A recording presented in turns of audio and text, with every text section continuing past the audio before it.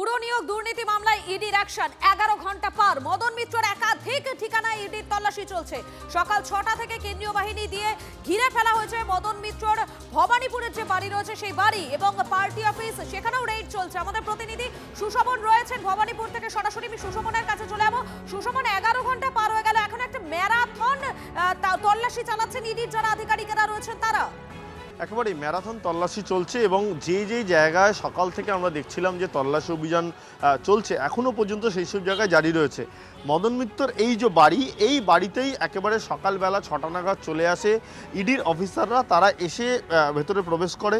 এখনও পর্যন্ত কেন্দ্রীয় বাহিনী জওয়ান তারা কিন্তু বাইরেই রয়েছে, আর ভেতরে মদন মিত্র রয়েছেন। মদন মিত্রর একেবারে ঘরে বেশ কিছু নথি বর্তমানে দেখছেন ইডির অফিসাররা।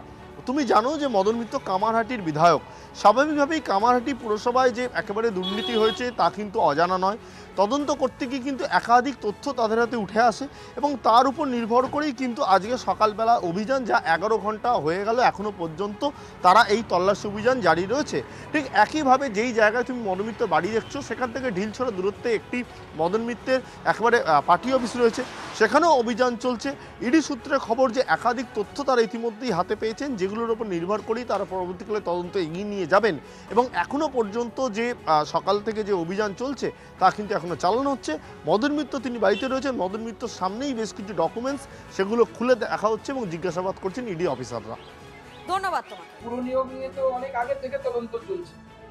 ইডির কাছে নিশ্চয়ই কোনো নতুন সূত্র এসেছে, যে সূত্র ধরে মদন বাবুর কাছে দড়িতে টান পড়েছে। ওনার তো আবার অনেক রকম ব্যাপার আছে, সেসব বিষয়ে আমি বলছি না। উনি কাকে কাকে ঢুকিয়েছেন, মিউনিসিপ্যালিটিতে কর্পোরেশনে চাকরি দিয়েছেন, তার পরিবর্তে কি নিয়েছেন আমাদের তো জানা নেই। ইডি তদন্ত করছে, সব বাইরে আসবে।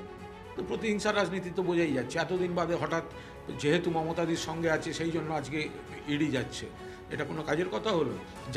যাদের নামে এতদিন বিজেপি বলে আসতো, তারা তো এখন বিজেপির দিকে অথবা বিদ্রোহী তকমা নিয়ে বসে আছে। তো তাদের বাড়িতে তো ইডি আর সিবিআই যাবে না।